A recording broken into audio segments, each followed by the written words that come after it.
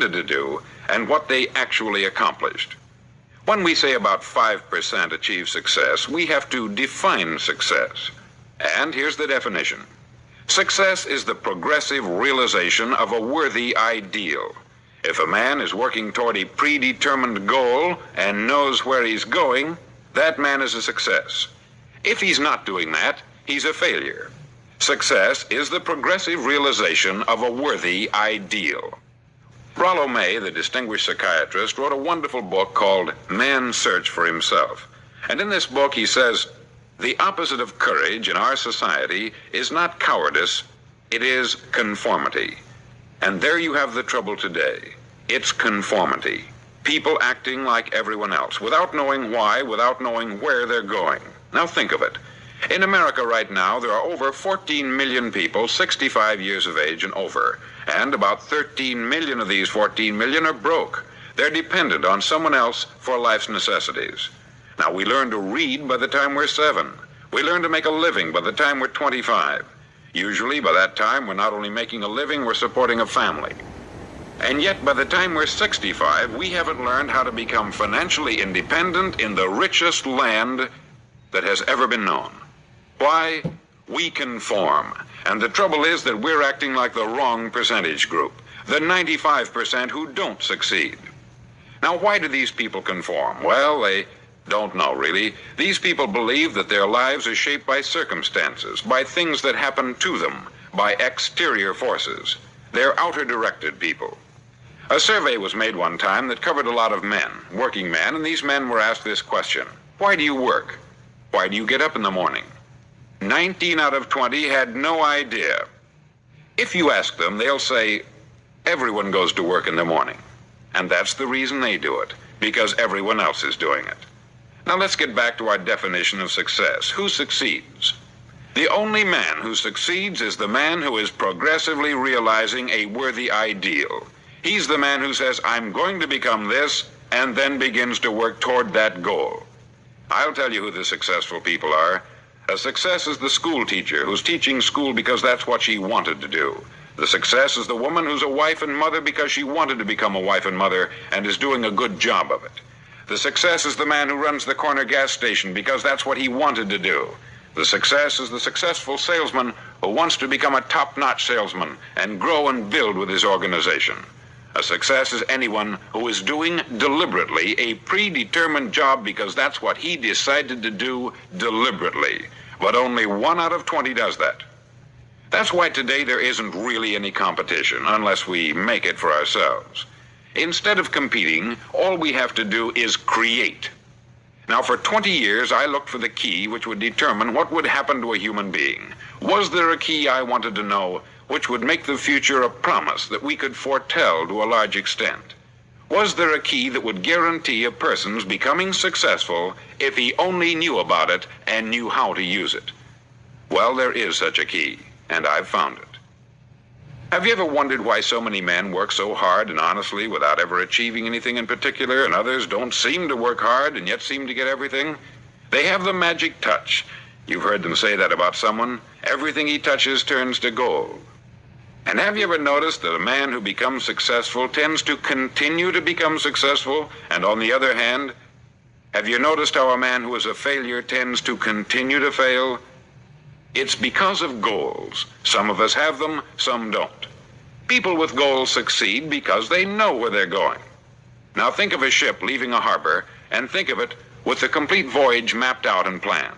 The captain and crew know exactly where it's going and how long it will take. It has a definite goal. 9,999 times out of 10,000, it will get to where it started out to get.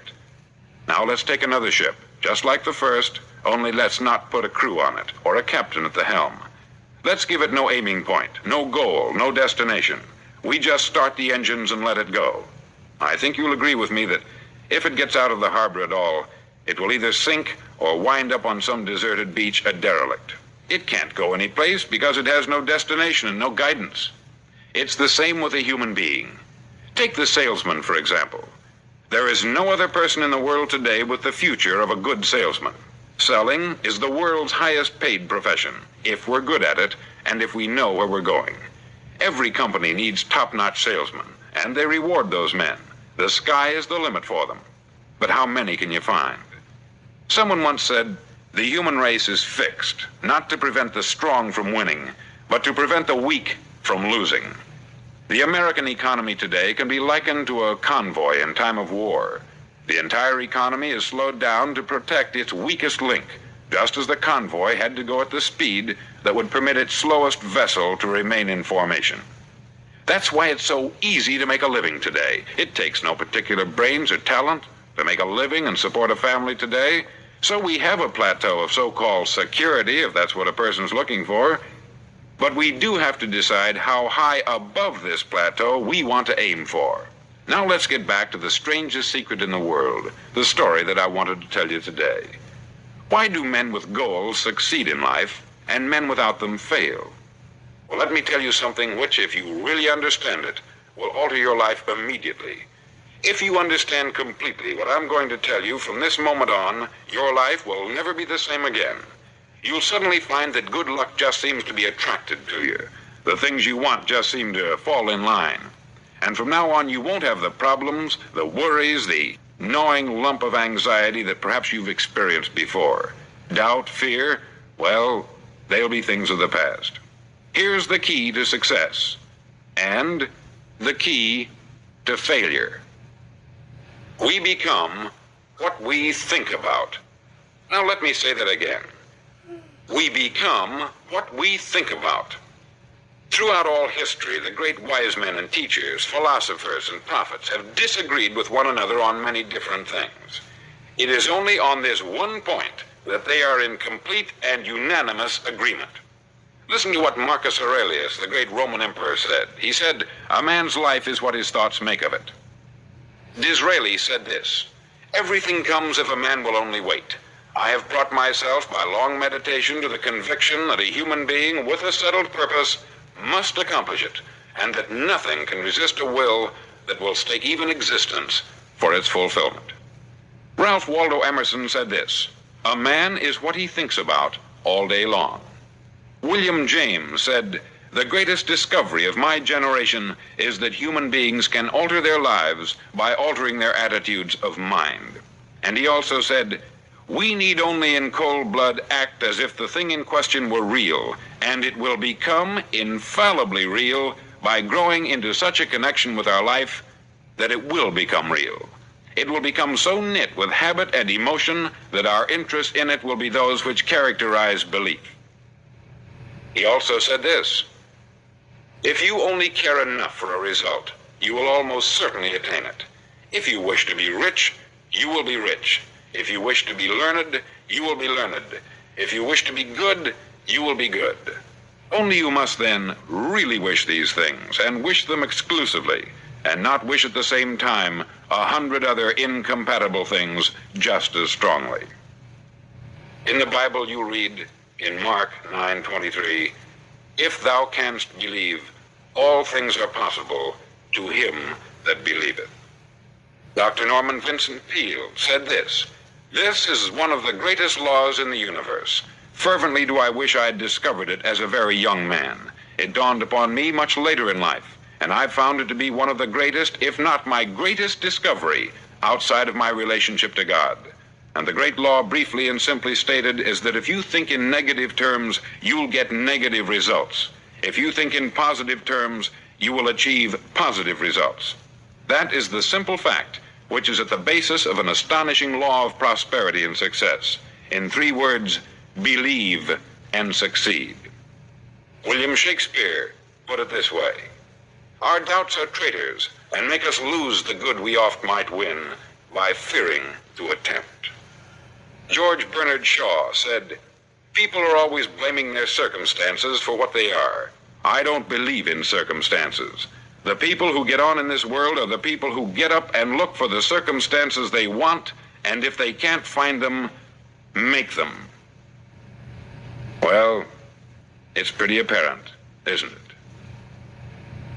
And every person who discovered this for a while believed that he was the first one to work it out. We become what we think about. Now, it stands to reason that a person who's thinking about a concrete and worthwhile goal is going to reach it, because that's what he's thinking about. and we become what we think about. Conversely, the man who has no goal, who doesn't know where he's going, and whose thoughts must therefore be thoughts of confusion and anxiety and fear and worry, becomes what he thinks about. His life becomes one of frustration, fear, anxiety, and worry. And if he thinks about nothing, he becomes nothing. Now, how does it work? Why do we become what we think about? Well, I'll tell you how it works as far as we know. Now, to do this, I want to tell you about a situation that parallels the human mind. Suppose a farmer has some land, and it's good, fertile land. Now, the land gives the farmer a choice. He may plant in that land whatever he chooses. The land doesn't care. It's up to the farmer to make the decision. Now, remember, we're comparing the human mind with the land, because the mind, like the land, doesn't care what you plant in it. It will return what you plant, but it doesn't care what you plant. Now, let's say that the farmer has two seeds in his hand. One is a seed of corn, the other is nightshade, a deadly poison. He digs two little holes in the earth and he plants both seeds, one corn, the other nightshade. He covers up the holes, waters, and takes care of the land, and what will happen? Invariably, the land will return what is planted. As it's written in the Bible, as ye sow, so shall ye reap. Remember, the land doesn't care. It will return poison in just as wonderful abundance as it will corn. So up come the two plants, one corn, one poison.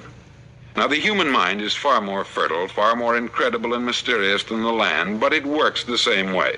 It doesn't care what we plant. Success, failure. A concrete, worthwhile goal, or confusion, misunderstanding, fear, anxiety, and so on. But what we plant, it will return to us. You see, the human mind is the last great unexplored continent on the earth. It contains riches beyond our wildest dreams. It will return anything we want to plant. Now, you might say, well, if that's true, why don't people use their minds more? Well, I think they've figured out an answer to that, too. Our mind comes as standard equipment at birth. It's free, and things that are given to us for nothing, we place little value on. Things that we pay money for, we value. The paradox is that exactly the reverse is true. Everything that's really worthwhile in life came to us free. Our mind, our soul, our body, our hopes, our dreams, our ambitions, our intelligence, our love of family and children and friends.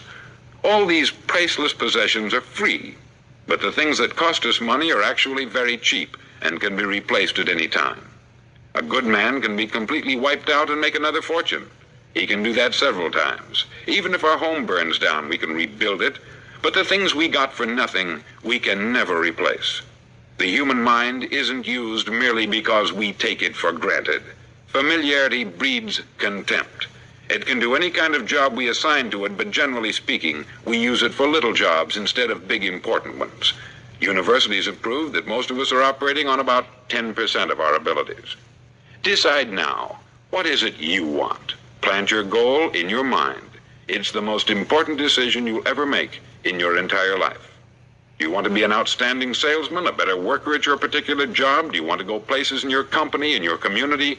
All you've got to do is plant that seed in your mind. Care for it. Work steadily toward your goal, and it will become a reality.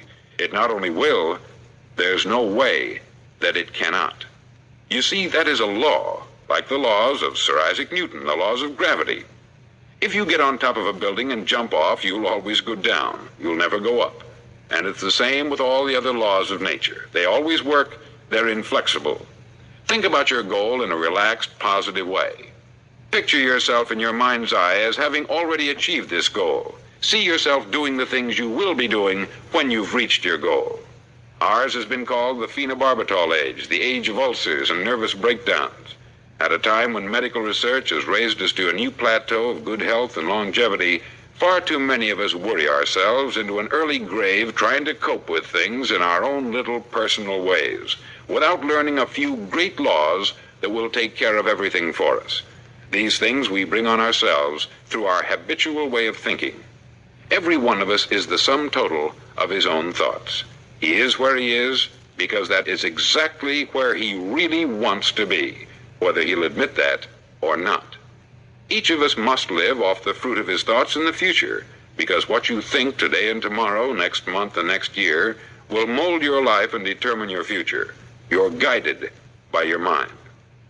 I remember one time I was driving through Arizona and I saw one of those giant earth-moving machines roaring along the road at about 35 miles an hour with what looked like 20 tons of dirt in it, a tremendous, incredible machine, and there was a little man perched way up on top with the wheel in his hands guiding it. And as I drove along, I was struck by the similarity of that machine to the human mind. Just suppose you're sitting at the controls of such a vast source of energy. Are you going to sit back and fold your arms and let it run itself into a ditch? Or are you going to keep both hands firmly on the wheel and control and direct this power to a specific, worthwhile purpose? It's up to you. You're in the driver's seat. You see, the very law that gives us success is a two-edged sword. We must control our thinking. The same rule that can lead a man to a life of success, wealth, happiness, and all the things he's ever dreamed of for himself and his family, that very same law can lead him into the gutter. It's all in how he uses it, for good or for bad. This is the strangest secret in the world. Now, why do I say it's strange, and why do I call it a secret? Actually, it isn't a secret at all. It was first promulgated by some of the earliest wise men, and it appears again and again throughout the Bible. But very few people have learned it, understand it. That's why it's strange, and why, for some equally strange reason, it virtually remains a secret. I believe that you could go out and walk down the main street of your town and ask one man after another what the secret of success is, and you probably wouldn't run into one man in a month who could tell you. Now, this information is enormously valuable to us if we really understand it and apply it. It's valuable to us not only for our own lives, but the lives of those around us, our family, employees, associates, and friends. Life should be an exciting adventure. It should never be a bore. A man should live fully, be alive. He should be glad to get out of bed in the morning. He should be doing a job he likes to do because he does it well. One time I heard Grove Patterson make a speech, the editor-in-chief of the Toledo Daily Blade, and as he concluded his speech, he said something that I've never forgotten. He said something like this: "My years in the newspaper business have convinced me of several things, among them that people are basically good, and that we came from someplace and we're going someplace. So we should make our time here an exciting adventure. The architect of the universe didn't build a stairway leading nowhere. And the greatest teacher of all, the carpenter from the plains of Galilee, gave us the secret time and time again. As ye believe, so shall it be done unto you."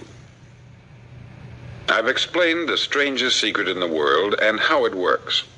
Now I want to explain how you can prove to yourself the enormous returns possible in your own life by putting this secret to a practical test. I want you to make a test that will last 30 days. Now, it isn't going to be easy. If you'll give it a good try, it will completely change your life for the better. Back in the 17th century, Sir Isaac Newton, the English mathematician and natural philosopher, gave us some natural laws of physics which apply as much to human beings as they do to the movement of bodies in the universe. Now, one of these laws is that for every action, there is an equal and opposite reaction. Simply stated, as it applies to you and me, it means we can achieve nothing without paying the price. The results of your 30-day experiment will be in direct proportion to the effort you put forth. To be a doctor, you must pay the price of long years of difficult study. To be successful in selling, and remember that each of us succeeds to the extent of his ability to sell, selling our families on our ideas, selling education in schools, selling our children on the advantages of living the good and honest life, selling our associates and employees on the importance of being exceptional people, to, of course, the profession of selling itself. But to be successful in selling our way to the good life, we must be willing to pay the price. Now, what is that price? Well, it's many things. First, it's understanding emotionally, as well as intellectually, that we literally become what we think about, that we must control our thoughts if we're to control our lives. It's understanding fully that, as ye sow, so shall ye reap. Secondly, it's cutting away all the fetters from the mind and permitting it to soar as it was divinely designed to do. It's the realization that your limitations are self-imposed and that the opportunities for you today are enormous beyond belief. It's rising above narrow-minded pettiness and prejudice. Thirdly, to use all your courage to force yourself to think positively on your own problem, to set a definite and clearly defined goal for yourself, to let your marvelous mind think about your goal from all possible angles, to let your imagination speculate freely upon many different possible solutions, to refuse to believe there are any circumstances sufficiently strong to defeat you in the accomplishment of your purpose, to act promptly and decisively when your course is clear, and to keep constantly aware of the fact that you are, at this moment, standing in the middle of your own acre of diamonds, as Russell Conwell used to point out. Fourth, save at least 10% of what you earn. It's also remembering that no matter what your present job, it has enormous possibilities if you're willing to pay the price. Now let's just go over the important points in the price each of us must pay to achieve the wonderful life that can be ours. It is, of course, worth any price. 1, you will become what you think about. 2, remember the word imagination. Let your mind soar. 3, courage. Concentrate on your goal every day. 4, save 10% of what you earn. And action. Ideas are worthless unless we act on them. Now I'll try to outline the 30-day test I want you to make. Now keep in mind that you have nothing to lose by making this test, and everything you could possibly want to gain. There are 2 things that may be said of everyone. Each of us wants something, and each of us is afraid of something. I want you to write on a card what it is you want more than anything else. It may be more money. Perhaps you'd like to double your income or make a specific amount of money. It may be a beautiful home. It may be success at your job. It may be a particular position in life. It could be a more harmonious family. Each of us wants something. Write down on your card specifically what it is that you want. Make sure it's a single goal and clearly defined. You needn't show it to anyone, but carry it with you so that you can look at it several times a day. Think about it in a cheerful, relaxed, positive way each morning when you get up, and immediately you have something to work for, something to get out of bed for, something to live for. Look at it every chance you get during the day and just before going to bed at night. As you look at it, remember that you must become what you think about, and since you're thinking about your goal, you realize that soon it will be yours. In fact, it's yours really the moment you write it down and begin to think about it. Look at the abundance all around you as you go about your daily business. You have as much right to this abundance as any other living creature. It's yours for the asking. Now we come to the difficult part. Difficult because it means the formation of what is probably a brand new habit. And new habits are not easily formed. Once formed, however, it'll follow you for the rest of your life. Stop thinking about what it is you fear. Each time a fearful or negative thought comes into your consciousness, replace it with a mental picture of your positive and worthwhile goal. There will come times when you will feel like giving up. It's easier for a human being to think negatively than positively. That's why only 5% is successful. You must begin now to place yourself in that group. For 30 days, you must take control of your mind. It will think only about what you permit it to think. Each day for this 30-day test, do more than you have to do. In addition to maintaining a cheerful, positive outlook, give of yourself more than you've ever done before. Do this knowing that your returns in life must be in direct proportion to what you give. The moment you decide on a goal to work toward, you're immediately a successful person. You're then in that rare and successful category of people who know where they're going. Out of every 100 people, you belong to the top 5. Don't concern yourself too much with how you're going to achieve your goal. Leave that completely to a power greater than yourself. All you have to do is know where you're going. The answers will come to you of their own accord.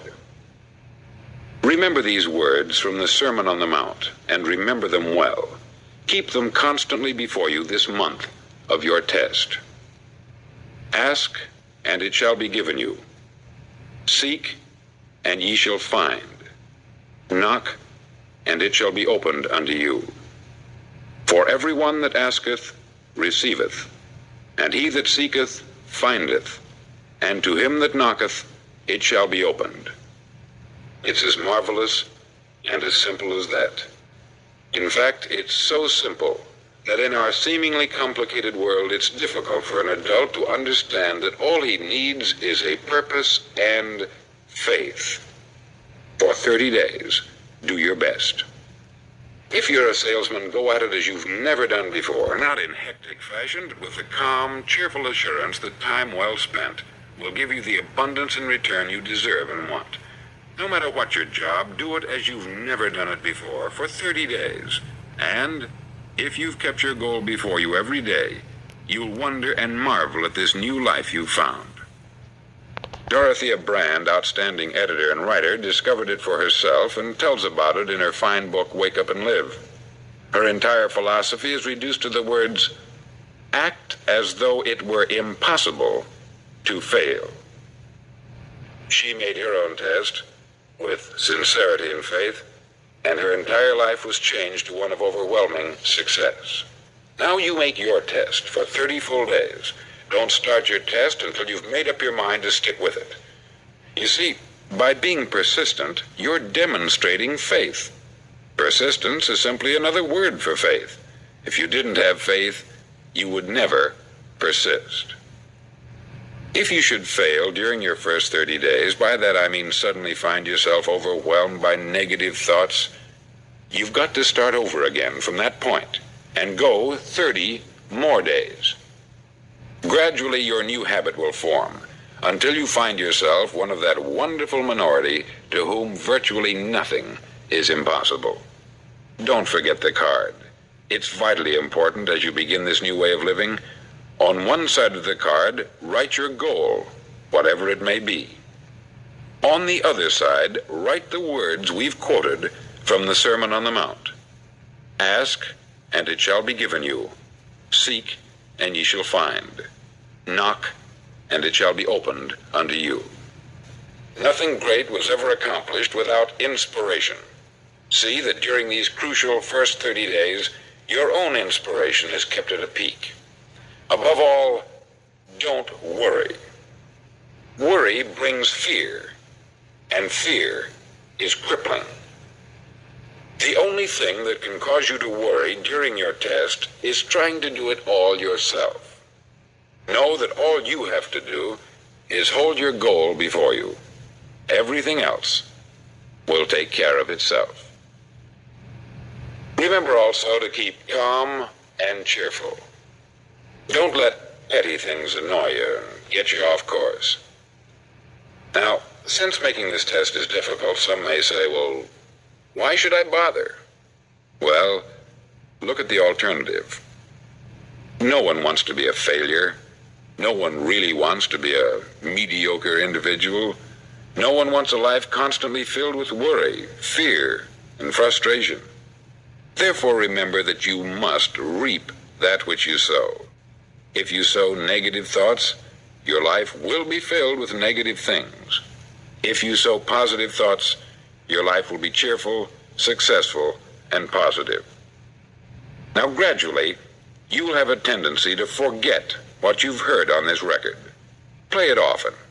Keep reminding yourself of what you must do to form this new habit. Gather your whole family about and listen to what's been said here at regular intervals.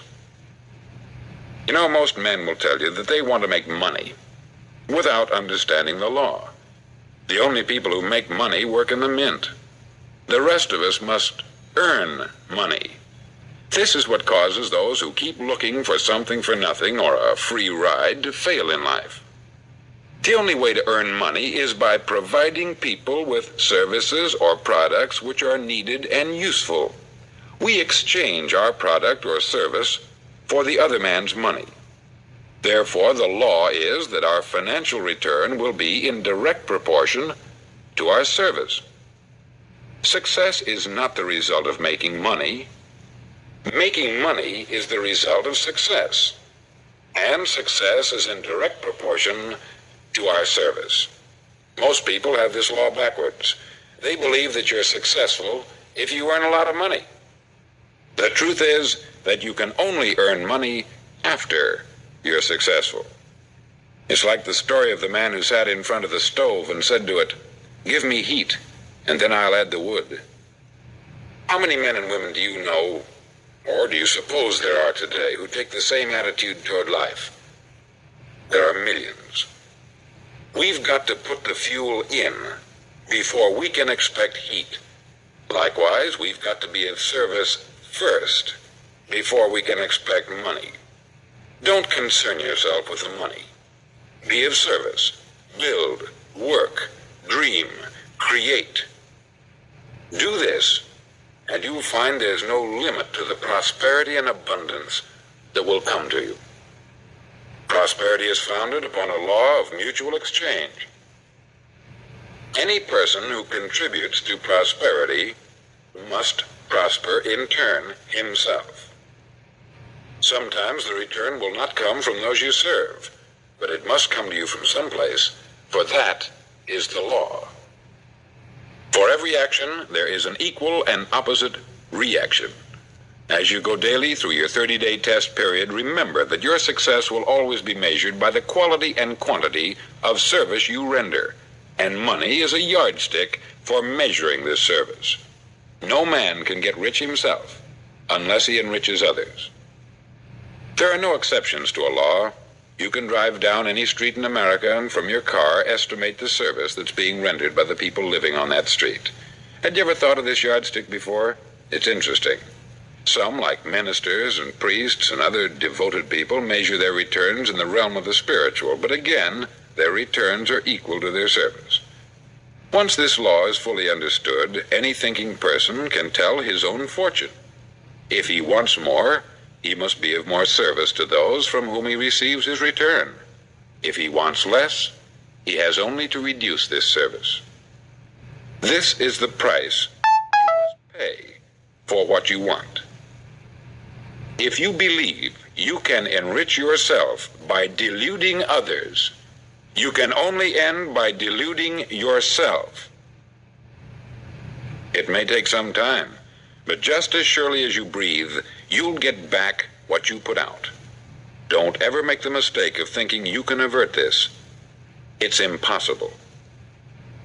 The prisons and the streets where the lonely walk are filled with people who tried to make new laws just for themselves. We may avoid the laws of man, but there are greater laws that cannot be broken. An outstanding medical doctor recently pointed out 6 steps that will help you realize success. 1, set yourself a definite goal. 2, quit running yourself down.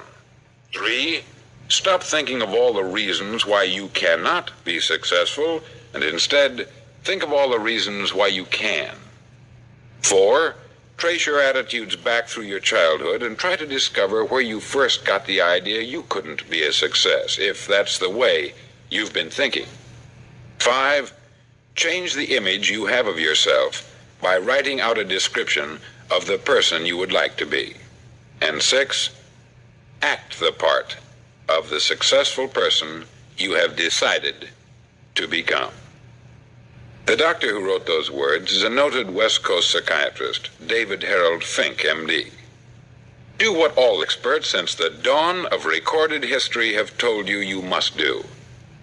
Pay the price by becoming the person you want to become. It's not nearly as difficult as living unsuccessfully. Make your 30-day test. Then repeat it. Then repeat it again. Each time it will become more a part of you until you'll wonder how you could ever have lived any other way. Live this new way, and the floodgates of abundance will open and pour over you more riches than you may have dreamed existed. Money? Yes, lots of it. But what's more important, you'll have peace. You'll be in that wonderful minority who lead calm, cheerful, successful lives. Start today. You have nothing to lose, but you have a life